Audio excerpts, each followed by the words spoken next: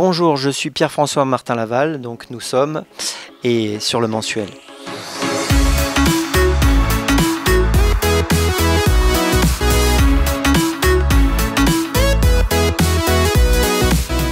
Moi j'ai toujours l'impression que d'être devant la page blanche c'est à la fois excitant parce qu'on fait appel qu'à son imaginaire, mais quand même c'est la page blanche. Là j'ai une très belle histoire qui est dans un livre qui s'appelle Un roi clandestin, et après effectivement de passer d'un livre au cinéma à un scénario c'est un exercice très différent.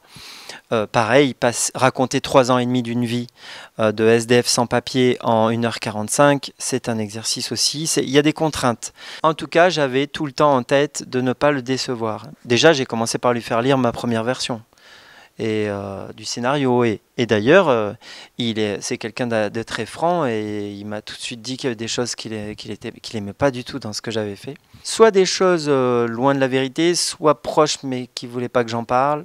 Quoi qu'il en soit, je les ai tout de suite enlevés. Voilà. Après négociation, j'ai essayé de lui dire « mais regarde, ça va tellement faire rire les gens ». Et quand je voyais que lui, ça ne le faisait pas du tout rigoler, que je montre ça de lui, j'ai passé ça à la trappe.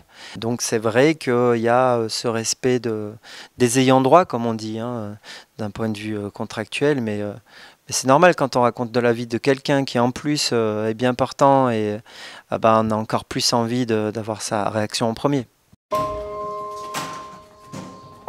Qu'est-ce qu'il veut, lui? Fahim. I want to be champion of the world. Bienvenue à France Terre d'Asile. Il y a un nouveau. Tu devrais essayer les échecs, je suis sûre que ça te plairait. Les échecs, c'est toute sa vie. C'est un jeune immigré. Il est super fort.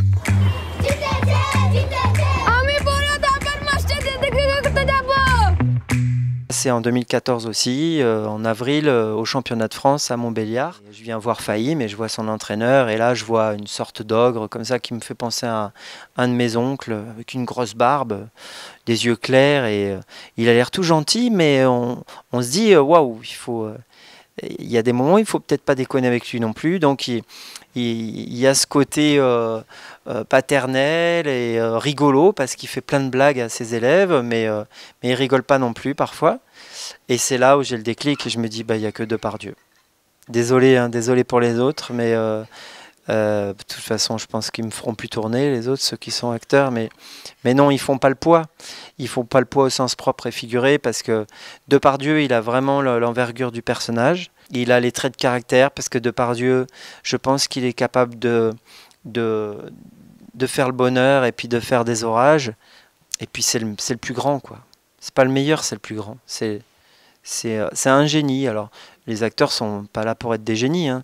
Déjà, incarner, c'est savoir être habité par un rôle, c'est génial. Mais lui c'est un génie. C'est un cas à part, Depardieu. Isabelle Nanty, elle est nulle. J'ai mis une nulle en face parce qu'il fallait... voilà. Bah oui, parce que c'est l'équilibre, c'est les quotas. Donc Isabelle Nanty, c'était ma prof quand je suis arrivé de Marseille à Paris à l'école. Elle me donnait des cours de théâtre. Elle m'a mis dans le droit chemin d'ailleurs. Elle a fait du cancre que j'étais un premier de la classe.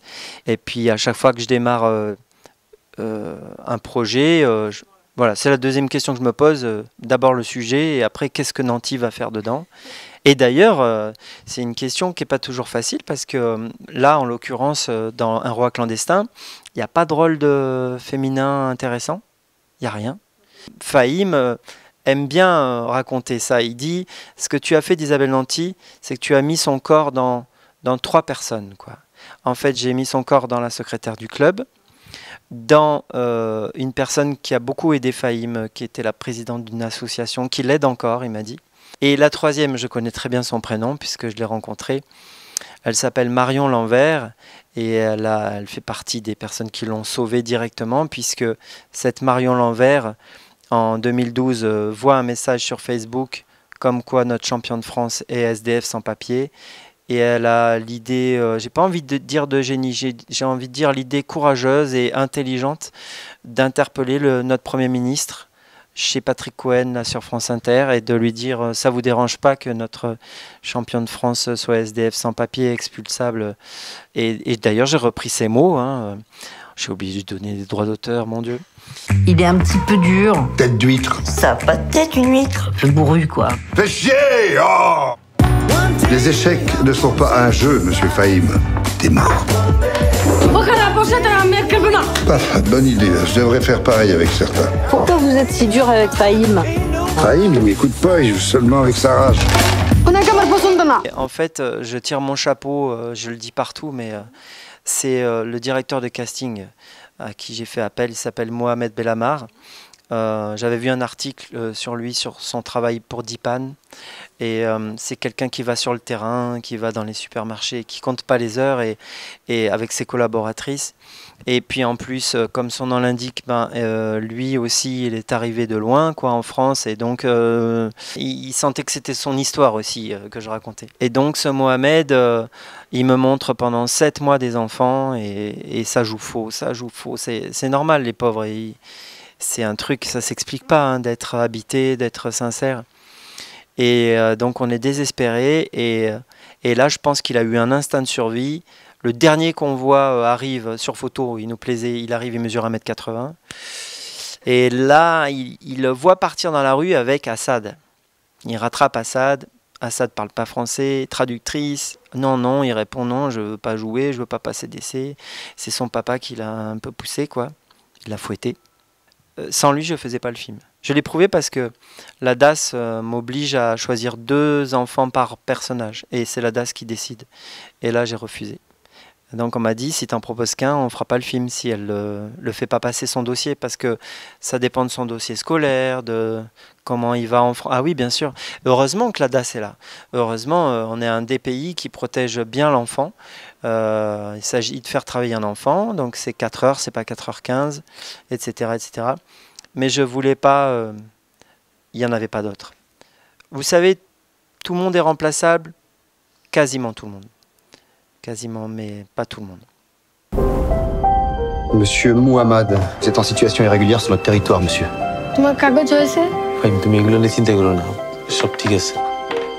est le championnat de France. Imaginez les colonnes, les diagonales, visualisez. Il y a plus d'aventures sur un échiquier que sur toutes les mers du monde.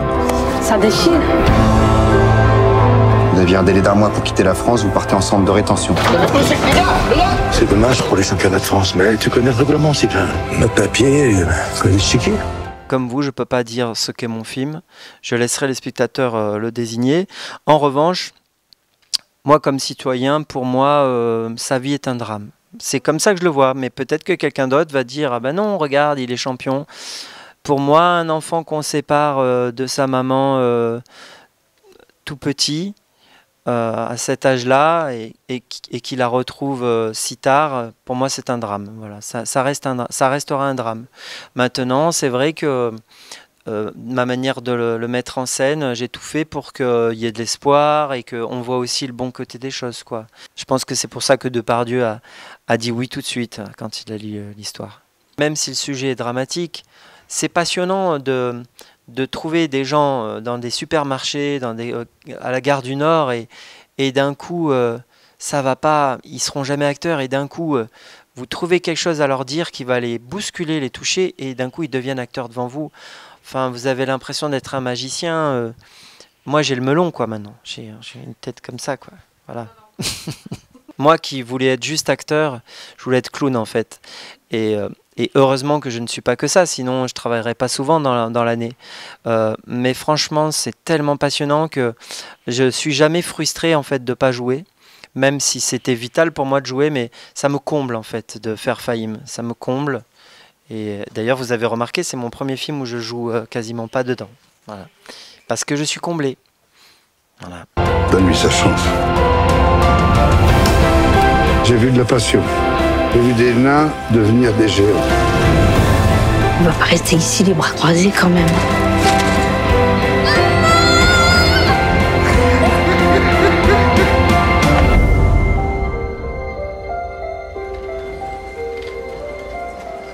Ah bon?